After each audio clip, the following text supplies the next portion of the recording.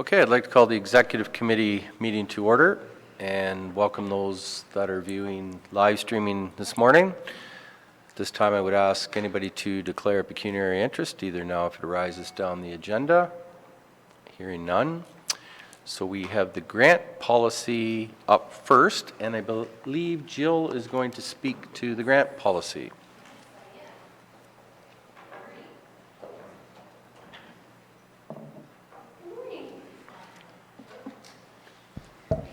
There we go.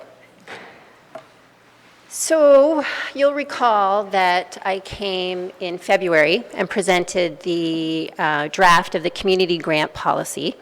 And during that meeting, there were some changes that we were to make. And so I'm back here to report on those changes today. And I just want to point out, too, for clarity, this grant policy is to address specific council asks. So this would not be those asks that are accommodated through our departments through specific programs like Spruce the Bruce. So these will be just those grants that come to council primarily. So the changes that we made, there were a couple of recommendations. One was to modify the form. So we've now created actually a short form and a long form. The short form addresses asks that are $5,000 or less. It's less cumbersome. They don't have to report a budget. It's a one-pager. And that's pretty much it. And then we did keep in the longer form for those larger asks. And then the other changes had to do with deadline for as June 1st for applying for the grants. And then on the second page of the report, you'll see that we've listed the 2017 budget and how this will be affected and implemented in the next year. So I think that addresses what we were asked to come back to report on. If there's any questions, be happy to take those. Any questions or comments for Jill? I think it's a good document, and I'm glad that we have two forms instead of one, because I do believe that groups out there will, maybe not put in an application because there's so much paperwork because they're all busy people. So I think this is a pretty good document. Good. And thanks for all the work that went Sure. into it. So there is a staff recommendation. Do I have a mover and seconder? Moved by Ann, seconded by David. Are there any further discussions, comments? Hearing none, all those in favor? Opposed, if any? That is carried. Thank you. Thank you. Next up, we have the procurement policy. It didn't look like that took much time to put together, and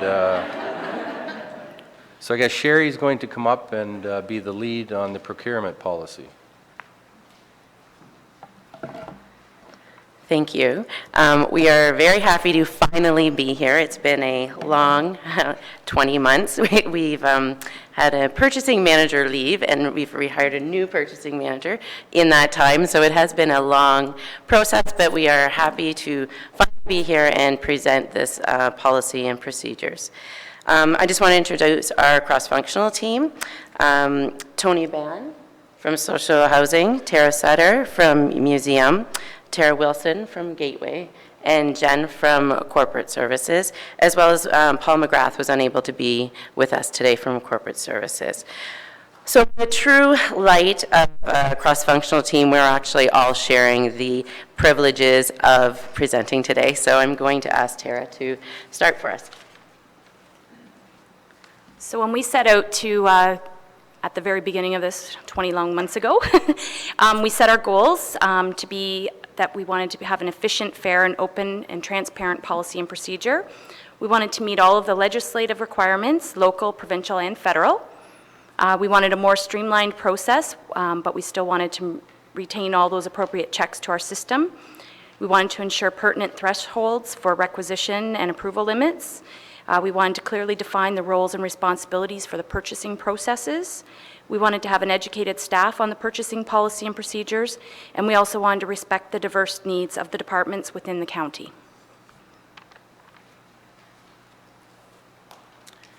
We feel we've made a clear division of the policies and procedures, so all county staff would have an understanding. Staff across the county will have a clear understanding of the procurement process as they go through the document. We feel we've made it as concise as a team as possible. Length of time required from the need to payment to invoice will be standardized. We feel that this will garner a savings to the county if contractors know that they will be paid in a timely manner. Risk to the county will be managed through this new policy. We've put more stringent securities with high-value work in terms of labor and material bonding, performance bonding, that type of thing. And the cost to procure will be reduced because it will require less man-hours. For lower value, requests for quotations won't require the full tendering process, therefore freeing up time to actually perform more of the purchasers or the vendors, not the vendors, I'm sorry, the stakeholders' duties.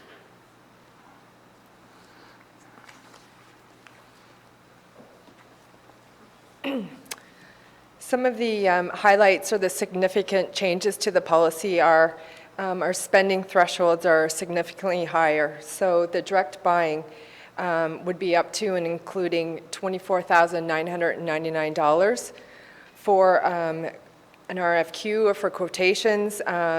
We would like to obtain sealed quotes from $25,000 to up to $74,999. And anything at $75,000 and above would be tendered and posted on our county website.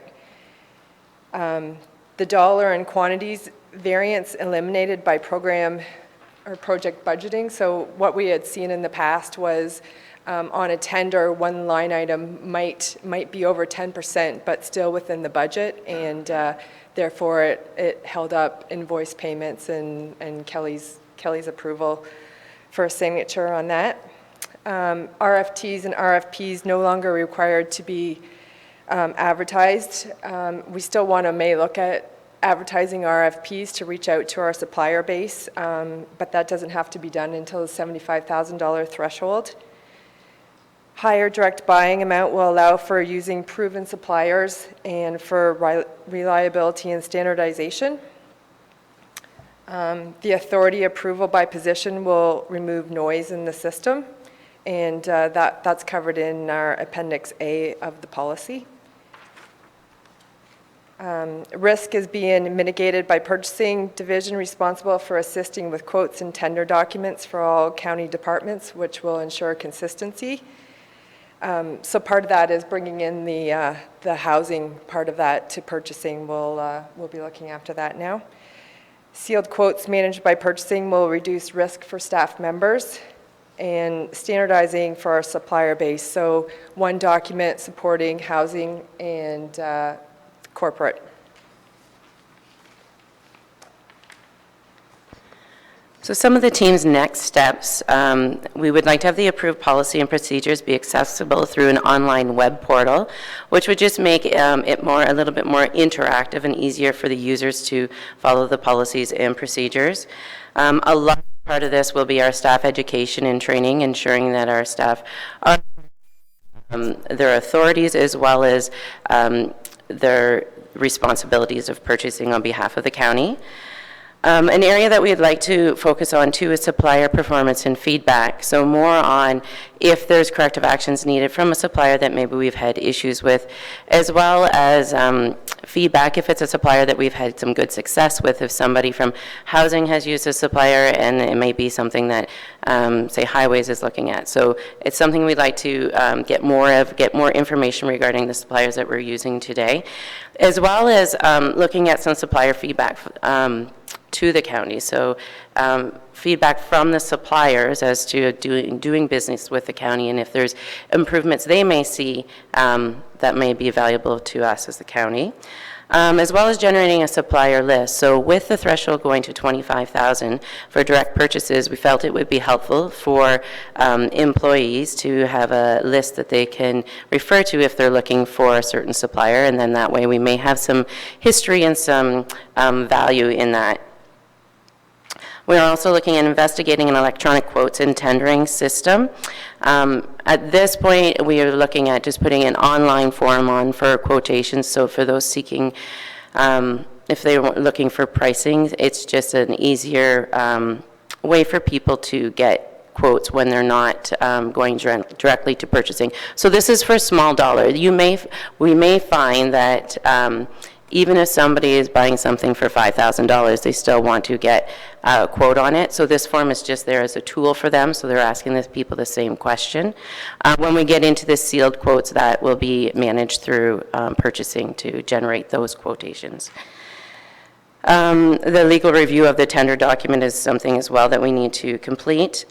We would ask that we get a 6-month review of the policies and procedures. This document has been quite large, and we would like to be able to look at it in the next 6 months and see, that didn't really work out the way we intended it to be, or it's not being understood as how it was meant to be. So the group would like to take a look at this at 6 months and receive feedback from the users as well. We're looking at encumbrance system investigation. However, this cross-functional team, the corporate services would have to be a big part of that as well. So we'll have to look at the direction from our senior management team, as well as to see how much they want this cross-functional team to look into that. And the encumbrance system would basically be from requirement of the purchase right down to commitment of funds. So that would show up in our financial documents that those funds have been committed in order to have a better feel for what our budget remains are. But again, that's something that would affect corporate services, so we'd have to look at that larger. So that is what we have for our next steps. If there's any questions, we'd be happy to answer them, and if not, we'd be happy to return to our recommendation. Thank you. Thank you. Comments or questions for the team? David? The list that you have available to the departments for quotes, you say it's based on history. How would a new service provider get on the list if there was a new business in the community? How would they become part of that list, or is that something that we put out there? That if you want to become part of the list, you apply? Actually, we're constantly asking new suppliers, new contractors to register with the county website, and in most cases, that's what us as managers consult when we're looking for a specific good or service. We'll reference the list and we'll see who's does that type of work or supplies that type of material, and we'll ask for quotes. And just add to that a little bit. So, and then in reference when we were speaking to the supplier list, it's more of a reference document, not necessarily saying that those are registered suppliers for the county. It was more of who we've done business with if you're at a starting point and you don't know where to go. So it's more of a reference. It's not saying that we wouldn't go and look outside of who we've already done business with. It's just sort of a starting point of who may be available to help. Mike? Thanks, Mr. Warden. First of all, there's a lot of work went into this, and congratulations. It's a very thorough document. I was interested in your comments about a 6-month review. I know policy sometimes doesn't work for every department, and so I think you'll be interested in see how you will get that feedback at the 6 months to see, does it need tweeted but I think it's a great document. You've done a lot of work on it. Paul?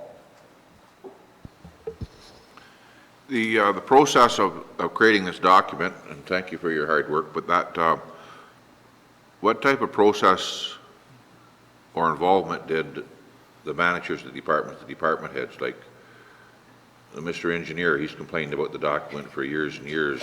And, was the input with the museum and social service, was our department heads involved and had an opportunity to give feedback into this document?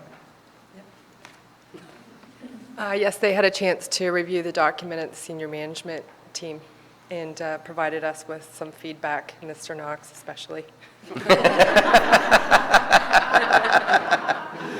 Well, I like the idea of a 6-month review, because things may turn up, or 6 months maybe is even too short, it maybe needs to go a full season. Review it periodically instead of letting it go 10 years is a good idea. Kelly?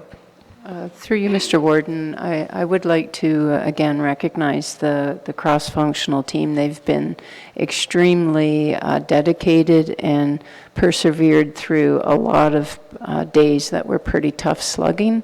And I'm sure on a couple occasions they probably wanted to slug me in particular and maybe a few of colleagues. But the document is pretty darned impressive in my view, including the flow chart that they've put together and attached to it. And by splitting out the policy from the procedures, that pretty confident it will really streamline the process in a big way. And the 6-month review, that the rental mileage and travel group have followed that process as well, and there's been no shortage of feedback and candid feedback, so I'm anticipating that this group will have the same amount of interest across the organization as once they've worked through it. But again, they deserve a tremendous amount of appreciation because they really, really worked very hard. So, good job. Good. If there's no further comments, again, thank you very, very much. We have a staff recommendation. Do I have a mover and seconder? Moved by Mike, seconded by Robert. Are there any further discussions on that recommendation? Those recommendations? Hearing none. All those in favor? Opposed, if any? That's carried. Thank you very much.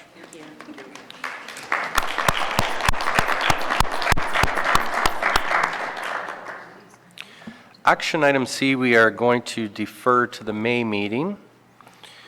And at this time, I need a motion to go in closed so that the committee move into a closed meeting to receive an update from the Business Investment Specialist Energy and SWIFT pursuant to Section 239, 3.1 of the Municipal Act for the purpose of educating or training the members, and pursuant to Section 239(2)(e), litigation or potential litigation, including matters before administrative tribunals affecting the municipality or local board. Need a mover and seconder to go in closed. Mike and Janice, all those in favor? Opposed, if any? That is carried. We are now in closed.